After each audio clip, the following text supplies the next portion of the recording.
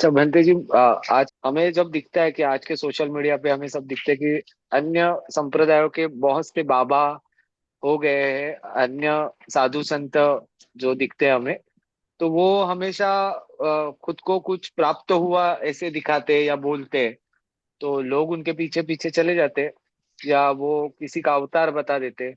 अभी हमें ये चीज हमारे इधर भी देखने को मिलने लगी है कि कहीं कहीं से कोई बनते खुद को यानी खुद ही बोल देते हैं कि अरंत है, या कोई कोई रिकॉर्ड आ जाता है कि अरंत बनते लेके आ रहा हूँ।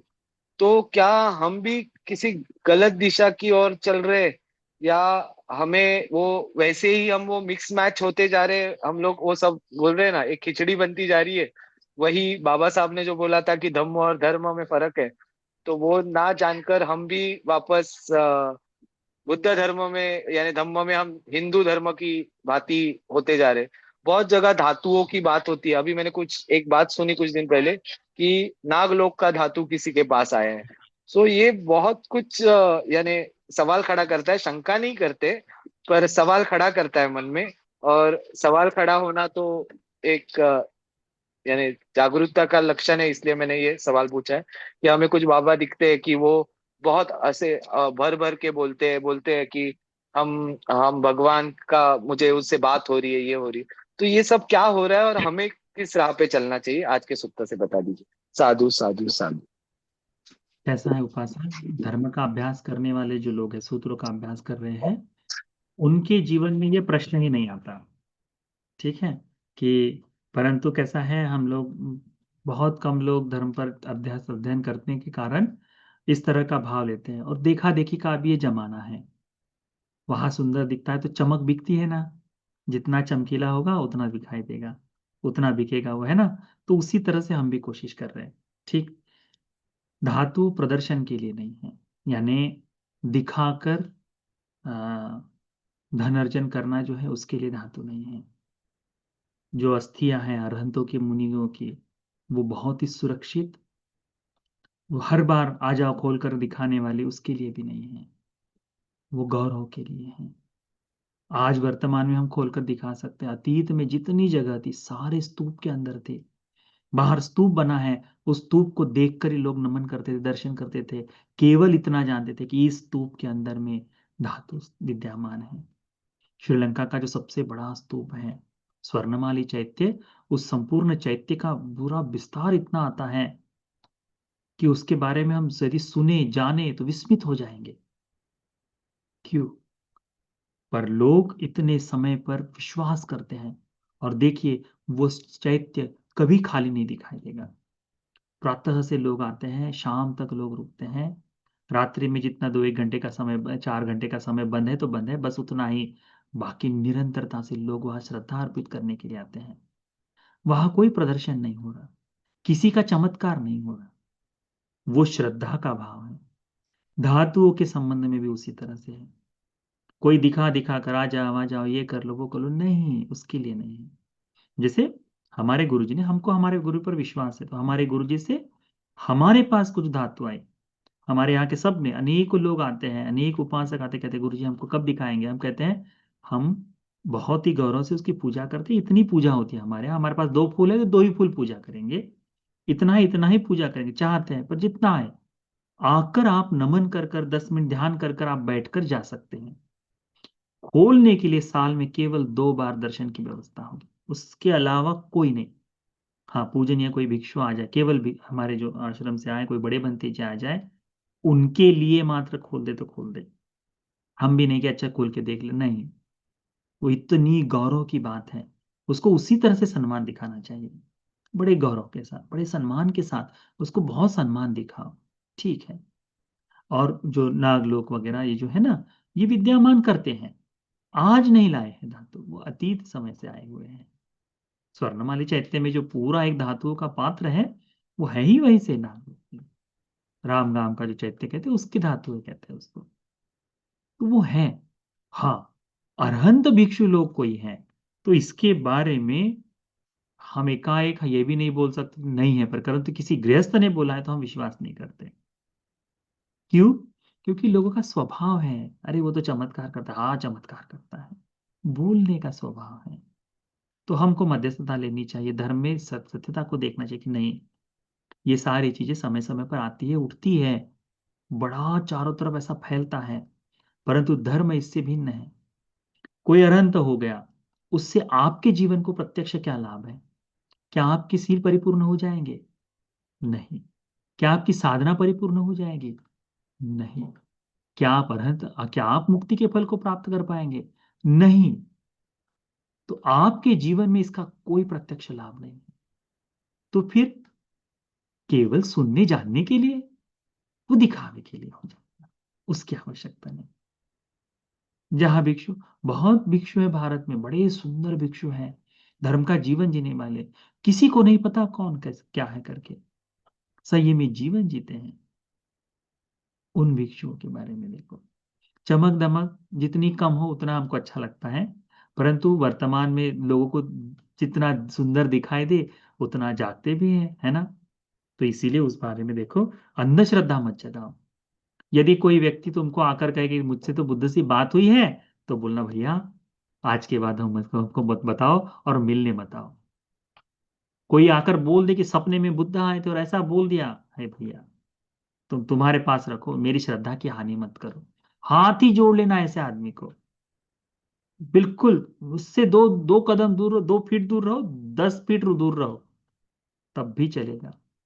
कोई कहे दे कि अच्छा ऐसा है, कोई नहीं, कुछ नहीं है। भिक्षुओं को तो बताना ही मना है कि वो भिक्षु अरहंत है। अब जो भिक्षु ही नहीं बताएगा तो गृहस्थों को कैसे पता चलेगा? आपको देखो, एक अतीत में भगवान के समय में कुछ 31 भिक्षु थे, ध्यान साधना किए, वर्षावास संपूर्ण किए।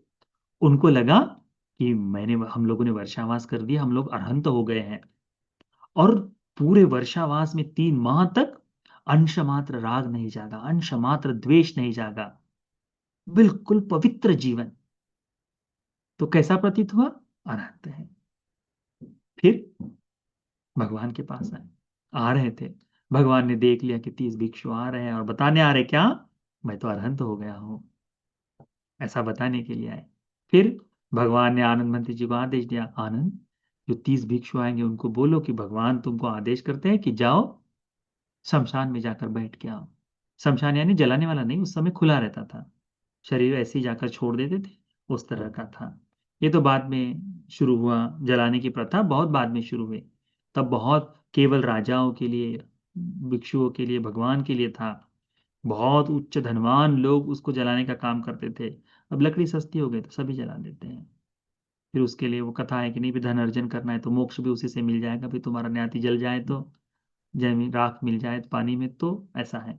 पहले छोड़ देते थे खुला, किसी की कोई हानि नहीं होती थी। तो ये लोग भिक्षुओं को भेजा गया, भिक्षु लोग गए, वहां जाकर देखा किसी जगह ताजा शरीर पड़ा हुआ है। सबसे पहले कुत्ते वगैरह आएंगे, भेड़िया आएंगे, क्या करते हैं, कपड़े वपड़े छीन लेते हैं, है ना, फाड़ फूड़ करते हैं। दग्न शरीर दिखाई दे रहा है भिक्षुओं को, कहीं हाथ टूटा है, कहीं सर पड़ा हुआ है ना, कहीं शरीर के हाथ फटे हुए बाहर निकल आए हैं, कहीं ताजा शरीर दिखाई दे रहा है, निमित्त दिखाई दे रहे हैं, तो पुरुष है, स्त्रियों के शरीर पड़े हुए हैं, एक एक चीजें दिखाई दे रही है। धीरे धीरे देख कर गए, भगवान ने बताया, आदेश दिया कि जाकर वहां बैठ के आओ करके। तो बैठे, धीरे धीरे उन शरीरों को देखते हुए किसी के मन में राग जाग गया, ये राग जाग गया। किसी के मन में जागा, अरे कितनी घृणा है, पेट फड़ा है, ये है सब, हाथ पैर रक्त से सना हुआ है, द्वेष जाग गया। किसी की मति ही मारी गई, अरे क्या हो रहा है, कुछ भी नहीं समझ रहा उनको, मूढ़ता में आ गए, मोह जिसे कहते हैं उसमें पड़ गए। भगवान बुद्ध जी तब उपदेश करते हैं कि केवल उस समय जागा नहीं, इसका मतलब ये नहीं कि तुम्हारा राग द्वेष मोह समाप्त हो गए, इस पर तुमको काम कर, जड़ से उखाड़ कर फेंकना पड़ेगा। भगवान ने वहां उपदेश दिए, दिव्य शब्द से उपदेश दिए, और फिर जाकर वे सारे के सारे अरहंत होकर, मुक्त होकर वापस आए। तो बाहर से दिखाई देगा, बिल्कुल साधु दिखाई देता है, बड़ा सुंदर दिखाई देता है, नजदीक जाने से पता चलता है कि नहीं करके, अब नहीं पता चलता, अब पता चलता है। ऐसा इसीलिए उस तरह से ध्यान मत दो। कोई कह दे कि ऐसा है, हाँ भैया वो अरहंत होंगे, साधु साधु, परंतु उसका हमारे जीवन में किसी एक अरहंत को भोजन दान कराने का पुण्य सीमित है संघ रत्न को दिए हुए दान के तुलना में। कहीं संघ को दान दे रहे, आपने इतना कह दिया कि संघ को दे रहे हैं, तो उसमें अनंत संख्या के अरहंत आ गए। एक अरहंत की संज्ञा से क्यों देना चाहते हो? वो तो व्यक्तिगत दान हो जाएगा। व्यक्तिगत दानों में देना है तो जो आप पत्ती दान पूजा करते हैं बुद्ध के सम्मुख, आप जो भोजन आदि पूजा करते हैं, वो सबसे श्रेष्ठ है ना। एक एक व्यक्तियों में दिए गए दानों में तो 100 अरहतों को दिए हुए दानों से श्रेष्ठ है एक प्रत्येक बुद्ध को दिया हुआ दान। 100 प्रत्येक बुद्ध को दिए हुए दान से ज्यादा श्रेष्ठ है एक सम्यक संबुद्ध को दिया हुआ दान। तो कहाँ से लेकर आएंगे, है ना। तो वो सबसे श्रेष्ठ दान है, उसको देखो। इन सभी से श्रेष्ठ क्या है? बुद्ध को दिए हुए दान से भी अधिक श्रेष्ठ क्या हो जाता है देखा जाए तो? संघ को दान देना। क्यों?